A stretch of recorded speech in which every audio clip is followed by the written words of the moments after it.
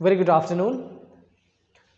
सी set का हमारा सफ़र chapter wise ख़त्म होने के बाद, ईयर वाइज कंप्लीट होने के बाद, अब जो हमने प्रीवियस ईयर PYQ जो चैप्टर वाइज शुरू करने किया है, उसके सफ़र में आज हम सिटिंग अरेंजमेंट तक पहुंच चुके हैं। इसके पहले हमने काफ़ी सारे chapters like calendar, dice, blood relation है, अदर काफ़ी सारे क्वेश्चन अपन कर चुके हैं, है ना। और ये एक बहुत ही शानदार चैप्टर है जिसके नंबर ऑफ क्वेश्चंस हमेशा पूछे जाते रहे सी सेट में। तो चलिए शुरू करते हैं इस टॉपिक को। बट उससे पहले मैं ये चाहता हूँ कि आपका जो प्रिपरेशन है नेक्स्ट ईयर पेपर के लिए वो किस मोड में है उसको एक बार रीचेक करना। और उस रीचेक करने के लिए एक एनालिसिस का पैटर्न है वो मैं आपसे शेयर कर रहा हूँ। आप उसको खुद पे बहुत ज़्यादा ऑनेस्टी के साथ लागू करना, और ना केवल ये सी सेट के पेपर के लिए बल्कि बड़े सारे पेपर्स के लिए। जैसे सपोज कर लो कि मैथ्स है।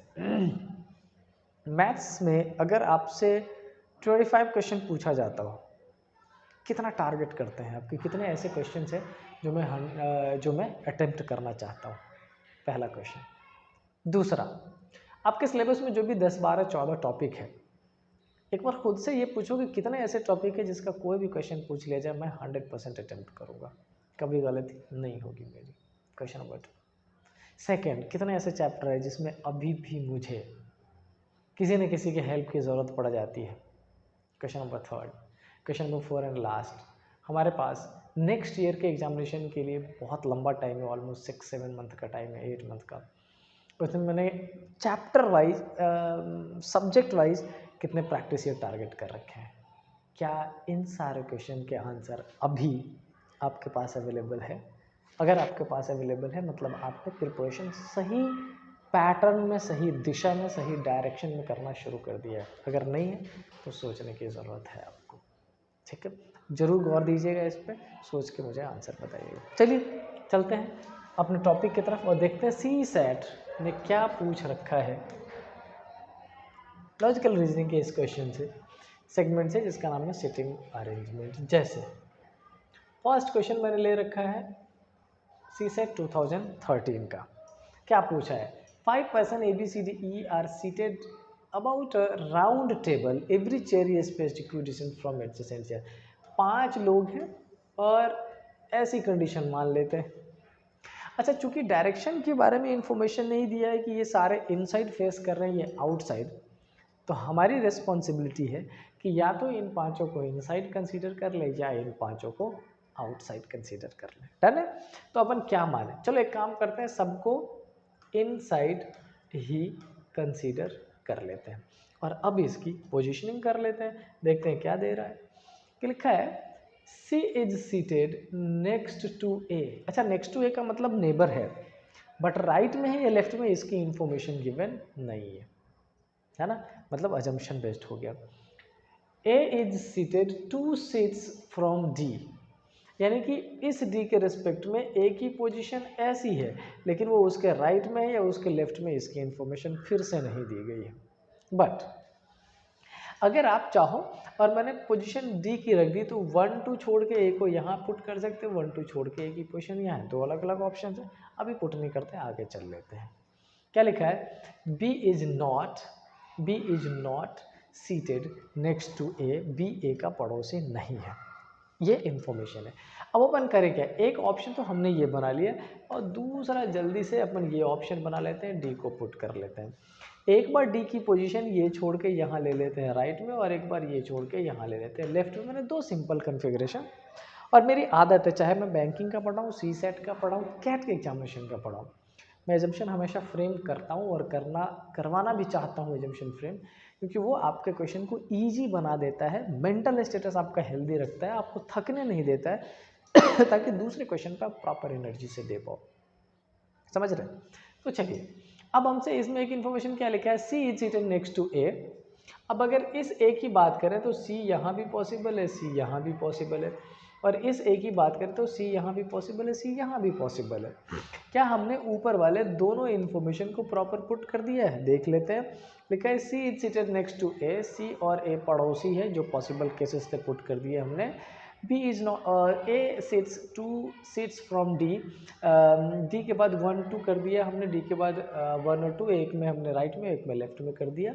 अब इसको रीड करते हैं, क्या लिखा है, B is not seated next to, कह रहा है बी ए का पड़ोसी नहीं है। इसका मतलब ए यहाँ पर है तो इन दोनों पे बी नहीं, तो 100% बी की पोजीशन यही है। और अगर इसकी ए की बात करूँ तो यहाँ पॉसिबल नहीं, तो 100% बी की पोजीशन यही है। इस केस में भी अपने पास ही जो डी है उसकी पोजीशन क्लियर नहीं है। और वेट, डी का क्लियर है, डी के अलावा कौन है, एक ई है हमारे पास। ये जो ई है, ई की पोजीशन क्लियर नहीं है, तो अपने को ई यहाँ पुट करना पड़ेगा और इसमें में ई की पोजीशन यहाँ पुट करना पड़ेगा, है ना। अब आगे क्या लिखा है, which of the following must be true. लिखा है D is seated next to B. अच्छा, इस कन्फिग्रेशन में देखो तब भी डी और B next to each other है, और इसमें देखो तब भी डी और B next to each other है, मतलब वो एक दूसरे का पड़ोसी होगा, ये 100% क्लियर है। इस बात को अपन चेंज दोनों के किसी भी कन्फिग्रेशन में नहीं कर पा रहे हैं। इसका मतलब पहला तो हमारा 100% करेक्ट है, जो ऊपर भी गिवन है। आगे देख लेते हैं, E is seated next to A, कह रहा ई ए का पड़ोसी है। अब अगर आप ध्यान से देखोगे तो इस वाले कन्फिग्रेशन में एक है इधर ई है, एक इधर ही, मतलब नेबर है। इस वाले कन्फिग्रेशन में एक ही इधर नहीं है, इधर ही, दोनों में से यही तो पोजीशन पॉसिबल है क्या, इसके अलावा नहीं। इसका मतलब ये भी करेक्ट है, तो हमारा आंसर क्या हो जाएगा। बहुत सिंपल क्वेश्चन है लेकिन अजम्पशन बेस्ड है। फाइंड कुछ और करवा लिया आपसे, किसी की पोजीशन नहीं पूछ रहा है। चलते हैं नेक्स्ट क्वेश्चन पर।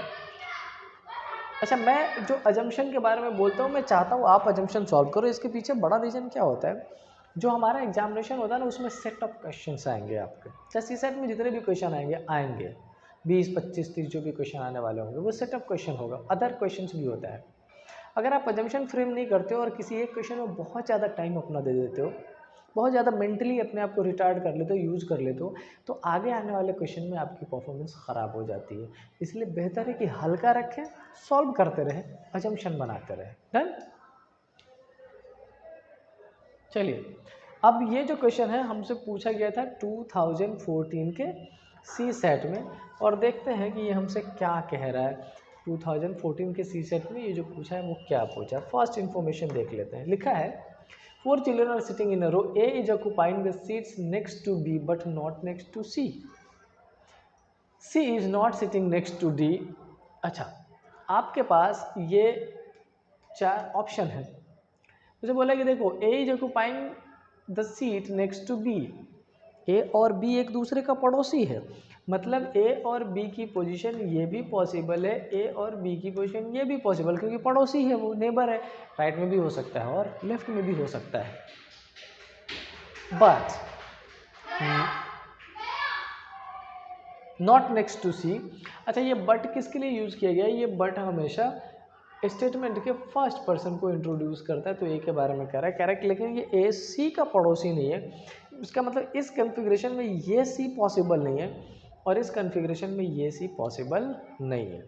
समझ आ रही बात। इन केस अगर 4 पर्सन में बाकी दोनों इधर ही बैठे, तो यहाँ पर सी ना आके डी बैठेगा, इधर ही बैठ जाए तब तो कोई भी पोजीशन आ जाए, कोई फर्क नहीं पड़ता है। आगे क्या लिखा है, if C is not sitting next to D. अब कह रहा है कि सी डी के नेक्स्ट भी नहीं है। अब समझो यहीं पे क्लू कर दिया ये। अगर अपन दोनों इधर बिठा दें तो सी और डी साथ में, दोनों इधर बिठा दें तब भी डी और सी साथ में। इसका मतलब एक इधर और एक इधर रखना पड़ेगा, और सी ए का नेबर नहीं तो सी को यहाँ रख के डी को यहाँ रखना पड़ेगा। इस कन्फिग्रेशन में देखोगे तो यहाँ यहाँ, इसमें सी को यहाँ पर और डी को यहाँ पर, दो अलग अलग अरेंजमेंट हमने दोनों ही सेटल्ड कर लिए। क्यों? क्योंकि डायरेक्शन ए और बी का नहीं पता, लेफ्ट और है या राइट है। तो क्या लिखा है, who is are occupying seats adjacent to D. तो डी का पड़ोसी कौन है, चाहे इसमें देखो या इसमें देखो, डी का पड़ोसी होने वाला है A. So the correct answer is option number B. बहुत सिंपल क्वेश्चन है, लेकिन मैं हमेशा ये कहता हूँ चैप्टर एसएससी के पैटर्न का ही मिलेगा, सारा जो सी सेट में पूछा जाता है, लेकिन क्वेश्चन पूछने का जो पैटर्न है वो थोड़ा सा मॉडरेट हो जाता है, क्योंकि एट द एंड आप क्या बनने वाले हो, आईएएस बनने वाले हो, आपसे उम्मीद किया जा सकता है कि आप बहुत अच्छा सॉल्यूशन दोगे, है ना। ये रहा। नेक्स्ट क्या लिखा है, 5 पर्सन्स। पहले ये देख कर लीजिए कि ये क्वेश्चन पूछा कब गया था। ये क्वेश्चन पूछा गया था सी सेट 2016 में। क्या लिखा है, 5 persons A B C D E are seated about a round table. Every chair is spaced equidistant. C is seated. क्या हमने ये क्वेश्चन सॉल्व कर लिया बीज नोट से? हाँ प्रोबेबली हमने सॉल्व कर लिया है। नहीं, इस पैटर्न का दूसरा क्वेश्चन था वो। ओके अच्छा, इस 5 पर्सन में इंफॉर्मेशन क्या दी गई है, C is seated next to A। ये जो C है ना, ये A का पड़ोसी है, एक में यहाँ रख दिया और एक में लेफ्ट में, है ना, एक में लेफ्ट में और एक में राइट में कर दिया, क्योंकि अपने को उसका पड़ोसी बनाना है, उसको बना देते हैं पड़ोसी उसका। डन। अब क्या कह रहा है, B is not seated next to A। कह रहा है B A का पड़ोसी नहीं, मतलब इस वाले पोजिशन पर, इस पोजीशन पर B पॉसिबल नहीं है, इस पोजीशन पर B A पॉसिबल, सॉरी ये तो पोजीशन ही नहीं है, उसको देखिए, इस पोजीशन पर B पॉसिबल नहीं क्योंकि वो A का नेबर हो जाएगा। ओके अच्छा, एक लाइन और था, A is seated 2 seats from D। यदि का क्वेश्चन था ऐसा ही, बस ये एलिमिनेशन डिफरेंट हमसे पूछा जा रहा है, ठीक है। हमसे क्या लिखा है, A is seated 2 seat from D। इस A के रेस्पेक्ट में D की 2 डिफरेंट पोजीशन हो सकती है, 1 to D की ये भी पॉसिबल है और D की ये भी पॉसिबल है, 1 to D की ये भी पॉसिबल है, 1 to D की ये भी पॉसिबल है। डन, दोनों में से कोई एक पॉसिबल है। आगे क्या लिखा है, B is not seated next to A। कह रहा है कि B A का पड़ोसी नहीं है, तो कहाँ पुट करें कि B A का पड़ोसी ना हो। अब सुनो, B A का पड़ोसी यहाँ पे पॉसिबल ही नहीं है, इधर पॉसिबल ही नहीं था, इसमें पॉसिबल ही नहीं, इसमें पॉसिबल नहीं था। इसका मतलब अपने पास जो हमारे पास B की पोजीशन है वो इसमें कहीं पर आ जाएगा और इसमें कहीं पर आ जाएगा और ये पोजीशन E को मिल जाएगा, अदरवाइज वो E का नेबर होता है। यही है कि एक बार चेक कर लेते हैं। C seated next to A, next to A, next to A, A is seated 2 seats from D, D से 2 सीट्स फ्रॉम 1 to A का, और 1 to D का हो जाएगा 2 सीट्स फ्रॉम A, और D के रिस्पेक्ट में 2 या 1 2 की पोजीशन, ये दोनों में से कोई भी तो B आ जाए। आगे क्या लिखा, on the basis of the information which of the following must be true. Check कर लीजिए कौन सा ट्रू है, बड़ा सिंपल सा पार्ट है। D is seated next to B। अब देखो, अगर D यहाँ बैठेगा तो B यहाँ बैठेगा, पड़ोसी होना है एक दूसरे को, पोजीशन कोई भी दे दे, D यहाँ बैठेगा तो B बैठेगा, पोजीशन दे कोई भी दे दे, D और B एक दूसरे का पड़ोसी होगा। ये 100% सत्य हो गया इस क्वेश्चन में। आगे क्या लिखा, E sits next to A। कह रहा है कि E A का ही पड़ोसी होना है। ऑफ कोर्स E A और E A दोनों के दोनों कंडीशन में पड़ोसी उसका होगा, तो दोनों फर्स्ट एंड सेकंड करेक्ट है। थर्ड क्या लिखा है, D and C are separated by 2 seats, D और C सेपरेटेड बाय 2 सीट्स। एक बार चेक कर लो, D and C are separated by 2 seats. अगर D की पोजीशन यहाँ ले ली तो नेबर हो जाएगा और 1 2 3 पोजीशन हो जाएगा। D की पोजीशन यहाँ ले लीजिए, 2 सीट से सेपरेटेड है लेकिन एक तरफ से एक से, मतलब D की पोजीशन अंटिल अनलेस 100% श्योर ना हो थर्ड के बारे में विच of the following must be true वाली कंडीशन में ट्रू हो सकता है, 100% श्योरिटी नहीं है। इसका मतलब अपन इसको करेक्ट नहीं कर सकते। हमारा जो आंसर है वो option B, only 1 and 2 correct हो जाएगा। डन, आई होप क्लियर हो रहा होगा, बहुत कुछ नहीं है। आप एक बार इसको देखिएगा, ईजी लगेगा आपको ये। नेक्स्ट करते हैं। अब आ गए अपन सी सेट 2017 पर। तो देखिए सी सेट 2017 पे हमसे क्या पूछा गया है। Consider the following ABCDEFGH are standing in a row facing north. Okay, क्या लिखा है, B is not neighbour of G। सुनो, ये नॉर्थ फेस कर रहे हैं और पहला ही लाइन नेगेटिव कह रहा है B is not neighbour of G। इसका मतलब सारे नॉर्थ फेसेंगे, ये राइट हो जाएगा, ये लेफ्ट हो जाएगा, बट पॉजिटिव इन्फॉर्मेशन नहीं, नेगेटिव से ही शुरुआत की गई। Next, F is to the immediate right of G and neighbor of E। F, ये जो F है ना, immediate right है G के और E का नेबर भी है। F is to the immediate right of G and F के बारे में है immediate neighbor of E possible होगा। G is not the extreme end, G extreme and पे नहीं, तो एटलीस्ट एक पर्सन तो यहाँ पे होगा ही होगा। टोटल पर्सन कितने हैं, टोटल पर्सन बच्चे 8 है, A से लेके H तक। ये इन्फॉर्मेशन देखो कितना बड़ा और बेहतरीन इन्फॉर्मेशन है। A is 6 to the left of E, E के 6th लेफ्ट में 1 2 3 4 5 6, ये पोजीशन किसकी है, A की। A is 6 to left of E। 1 2 3 4 5 6 7, अपने पास 8 पर्सन है, 6 की अरेंजमेंट तो वैसे ही हो गई, एक बच रहा है वो या तो E के राइट में हो जाएगा या A के लेफ्ट में हो जाएगा। आगे क्या लिखा है, H is 6 to the right of C. अब कह रहा है देखो इस सी के राइट में 3 4 5 6 ये पोजीशन अरेंज करो। डन। अच्छा एक बात बताओ, अगर यहाँ पर रख के सी की पोजीशन पुट भी कर दी तब भी 1 2 3 4 5 पॉसिबल ही नहीं है। इसका मतलब सबसे पहले तो ये क्लियर होगा कि एक जो पर्सन है वो इधर बैठेगा और इस पोजीशन पर किसको पुट करेंगे, एच को। क्यों? क्योंकि एच और सी का जितना बड़ा गैप है वो इसके अलावा पॉसिबल ही नहीं है। तो एच के बाद 1 2 3 4 5 ये पोजीशन किसको दे दिया, सी को। डन है इतना? बिल्कुल डन है। क्या अभी तक जितनी इन्फॉर्मेशन थी सब हमने अरेंज कर दी? First arrange, second arrange, as 6 to third arrange, fourth arrange. अब क्या लिखा है, which one of the following is correct in response to the above. पहले ये बताइए, ये जो इन्फॉर्मेशन है ये बी और डी के लिए बची है, बट 100% श्योर नहीं है कि कौन कहाँ बैठेगा, दोनों में से कोई कहीं भी पॉसिबल हो सकता है। आगे क्या लिखा है, C is to the immediate left of A, C immediate right है, उल्टी बात कह दी। D is immediate neighbour of B and F, D immediate neighbour B का तो पॉसिबल है, एफ का 100% पॉसिबल नहीं है क्योंकि एफ और जी के बीच में एक पर्सन आ गया। देखो कितना शानदार तरीके से क्वेश्चन बनाता है। Next, G is to the immediate right of D, D के इमीडिएट। अब सुनो, अगर डी यहाँ पर है तो जी इमीडिएट राइट में होगा, लेकिन अगर डी यहाँ आ गया तो इमीडिएट राइट में बी हो जाएगा। मतलब 100% श्योरिटी नहीं दे सकते, पॉसिबल है। A and E are at the extreme end, A and E are at the extreme end, बिल्कुल भी नहीं। क्या गड़बड़ हमने कर दिया, कुछ गड़बड़ कर दिया क्या? देख लेते हैं एक बार।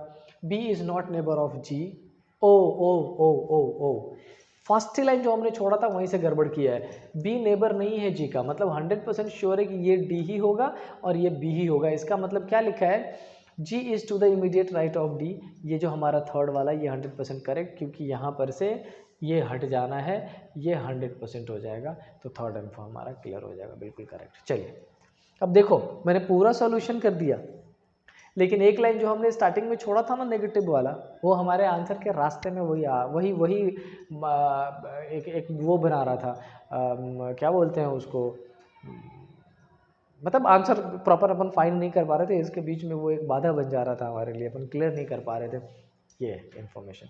ऑलराइट, चलते हैं नेक्स्ट पे। अच्छा मेरे एक 2022 है सी सेट का सिटिंग अरेंजमेंट का दूसरा पार्ट भी मैं लेके आऊँगा जल्दी ही लेके आऊँगा, और वो प्रॉपर होगा हिंदी में।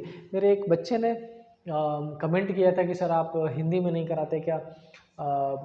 देखिए जो ऑफलाइन की क्लासेस ये ऑलमोस्ट 7-8 ईयर्स हो गए बच्चे पढ़ाते हुए, सी सेट वाला सेगमेंट, बैंकिंग या जो एसएससी का सेगमेंट है, इंग्लिश में ही पढ़ाता रहा हूँ थ्रू आउट। हाँ पीपीटी इंग्लिश में होता है, जो ऑफलाइन की क्लास होती है उसमें बाइलिंगुअल होता है इंग्लिश और हिंदी। ऑनलाइन की क्लास में आपको पता है मैं पीपीटी जरूर इंग्लिश में बनाता हूँ, लेकिन बातें सारे हिंदी में ही रखता हूँ, हिंदी में ही बोलता हूँ मैं, इंग्लिश रेयरली ही यूज़ करता हूँ। बट चूँकि ये फर्स्ट टाइम है, एक वो आया है क्वेरी, मैं पूरी कोशिश करूँगा कि नेक्स्ट मेरी जो क्लास होगी सी सेट वाली वो आपको इंग्लिश और हिंदी में मिक्स्ड मिलेगा। मतलब ये पीपीटी मेरा जो बना हुआ है हो सकता है थोड़े छोटे फॉन्ट में हो, लेकिन ये क्वेश्चन इंग्लिश में होगा और यही क्वेश्चन हिंदी में ही होगा, दोनों ही लैंग्वेज में पूरी कोशिश करेंगे एक के लिए, क्योंकि मेरे लिए हर एक पर्सन, हर एक बच्चा मेरे लिए बहुत इंपॉर्टेंट है। तो सबसे पहले तो आपके कमेंट की बहुत रिस्पेक्ट है, जल्दी कोशिश करूँगा प्रोबेबली नेक्स्ट क्लास से ही आपके लिए, ठीक है। चलिए अब देखते हैं 2022 में सिटिंग में क्या पूछा था। लिखा था एक student around a circular table equidistance facing the centre of the table. बहुत ध्यान से देखना, इस बार हमसे बोला गया है कि देखो ये 8 स्टूडेंट है और सारे इनसाइड फेस कर रहे हैं। अगर इनसाइड फेस करोगे तो ये राइट हो जाएगा और ये क्या हो जाएगा, लेफ्ट। देखो अगर ज़रूरत नहीं पड़ी तो हम अजम्पशन का यूज नहीं करेंगे, लेकिन बनाऊंगा ज़रूर मैं, ये मेरा पैटर्न है पढ़ने का भी और पढ़ाने का भी। डन। नेक्स्ट क्या लिखा है, B and D sit neither adjacent to C nor opposite to C. अब क्या कह रहा है कि देखो इसमें सी कहाँ होगा मुझे नहीं पता, लेकिन सी जहाँ कहीं भी होगा ना तो उसके सामने वाले सीट पे बी और डी बैठेगा, ना तो उसका पड़ोसी बी और डी होगा। क्या इससे क्वेश्चन शुरू करें? कर सकते हैं, लेकिन फिलहाल मैं चाहता हूं कि और आगे पढ़ ले और कोई कंक्रीट इन्फॉर्मेशन ढूंढे जिससे अपन क्वेश्चन की शुरुआत करें तो थोड़ा इजी लगे क्वेश्चन का solution, right? Okay. A sits in between E and D and F sits in between B and H. क्या बोला है? ये जो ए है ना, ये किसके किसके बीच में है? A sits between E and D, लेकिन ई और डी का साइड नहीं पता। In the same way F sits B and H, और बी और एच का साइड भी मुझे नहीं पता। अभी अपन उसमें डायरेक्टली पुट नहीं कर सकते। एंड साथ में एक इन्फॉर्मेशन जो ऊपर छोड़ा मैंने वो कर देता हूँ। क्या लिखा है? B and D sits neither adjacent to C. ये जो बी और डी है ये सी के साथ या सी के अपोजिट नहीं बैठेगा। कहाँ बैठेगा नहीं पता, आगे देख लेते हैं। Which one of the following is definitely correct. लिखा B sits in between A and G. हमें सर्च करना पड़ेगा कि क्या बी ए और जी का नेबर है या नहीं है। डन। चलो, सबसे पहले ये जो हमारे पास तीन इन्फॉर्मेशन थी, इन्फॉर्मेशन नंबर 1, 2 एंड 3, इसके बेसिस पे कुछ अरेंजमेंट की कोशिश कर लेते हैं। हमने ये पोजीशन दी बी को, ये पोजीशन एफ को और ये एच को, ये पोजीशन बी को, ये एफ को और ये एच को। अब आप बोल सकते हो कि सर ये क्यों? तो देखो, एच और बी की इंफॉर्मेशन नहीं पता। एक में हमने बी को एच के लेफ्ट में रखा और बी को एफ के लेफ्ट में रखा, और एक में हमने बी को एफ के राइट में रखा, क्योंकि दोनों के दोनों पॉसिबिलिटी है तो पॉसिबल। डन। ओके। अच्छा, ये हमने कर दिया क्लियर। अब हमसे क्या बोला जा रहा है? बोला जा रहा है देखो, ये बी जहाँ पर है ना, इसके सामने सी यहाँ पॉसिबल नहीं है, और भाई सी यहाँ भी पॉसिबल नहीं है।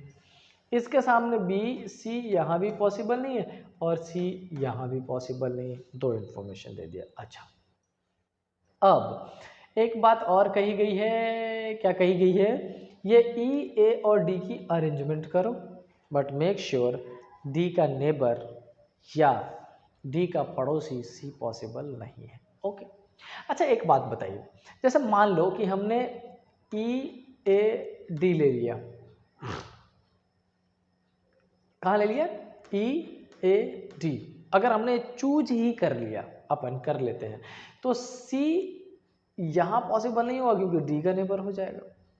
सी यहाँ पॉसिबल नहीं है, काम ही खराब हो जाएगा। चलो, अच्छा, अगर मैंने ऐसा ये डी ए ई ले लिया, तो डी यहाँ ले लिया, तो उसके सामने जैसे मैंने क्या बोला, मैंने डी ए और ई अगर ले लिया, डी ए ई, तो हमसे एक बात जो क्लियर दिख रहा है वो ये कि ये जो सी है यहाँ पॉसिबल नहीं है, और वो मतलब बी का पड़ोसी नहीं है और डी के सामने भी नहीं है। क्या सी यहाँ पॉसिबल है? यस, बिल्कुल पॉसिबल है, हो सकता है पॉसिबल, कोई इशू नहीं है इसमें। अच्छा, अगर अपन बात कर लें आगे की इन्फॉर्मेशन की, तो अगर हमने सी को छोड़ दिया तो हमारे पास ये ए आ गया, बी आ गया, सी आ गया, डी आ गया, ई आ गया, एफ आ गया, एच आ गया। तो ये अपन किसको दे सकते हैं? जी को। और ये करेक्ट लग रहा है फिलहाल की पोजीशन में। अपन एक बार चेकआउट करके जरूर देखेंगे, लेकिन मैं चाहता हूँ उसके पहले इसमें एजम्पशन को क्लियर कर लो। अच्छा, एक बात बताओ, अगर अपन यहाँ पर कौन सा है ये ई ए डी पुट कर दें, ठीक है, तो हमारे पास जितनी इन्फॉर्मेशन है ई ए डी अगर पुट कर दे, तो क्या अपने पास सी के लिए ये ऑप्शन और जी के लिए ये ऑप्शन पॉसिबल हो जाएगा? हाँ, बिल्कुल हो सकता है, कोई इश्यू नहीं है। तब चलो चेक करते हैं क्या लिखा है। B seats in between A and G. ये जो बी है वो ए और जी के बीच में है, बिल्कुल भी पॉसिबल नहीं। पता है, इस इन्फॉर्मेशन को तो अपन यहाँ से देख के ही एलिमिनेट कर सकते थे, क्योंकि बी की एक तरफ एफ की पॉसिबिलिटी है, तो ए और जी के बीच में, ए और जी के बीच में नहीं है पॉसिबल, नहीं है possible. C sits opposite to G. C G के अपोजिट नहीं है पॉसिबल, बिल्कुल नहीं है possible. Next, E sits opposite to F. E और एफ एक दूसरे के अपोजिट है क्या पॉसिबल? ई और एफ पॉसिबल है, और किस केस में पॉसिबल है?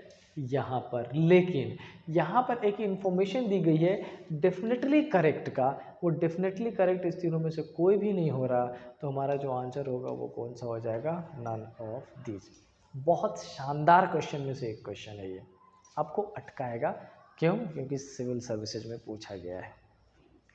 चलिए, तो आज की क्लास यहीं ख़त्म करते हैं। सिटिंग अरेंजमेंट का एक दूसरा पार्ट भी मैं रिकॉर्ड करूँगा और उसी पार्ट से मैं हिंदी इंग्लिश दोनों में ही लाने की कोशिश करूँगा आपके लिए बच्चे, राइट। सो मिलते हैं नेक्स्ट क्लास में। टिल देन प्रिपरेशन करते रहिए, ऐसा ही कमेंट करते रहिए, थोड़ा सा पॉसिबल हो तो शेयर और सब्सक्राइब ज़रूर करें। कंटेंट आपको प्योर जो प्रीवियस ईयर है उस पर बेस्ड ही मैं दे रहा हूँ, उस पर बेस्ड देता रहूँगा। करंट अफेयर और जीएस का सेक्शन 15 नवंबर से आना शुरू हो जाएगा, राइट। थोड़ा सा वेट रखिए। सो मिलते हैं नेक्स्ट क्लास में। Till then stay happy. जय हिंद।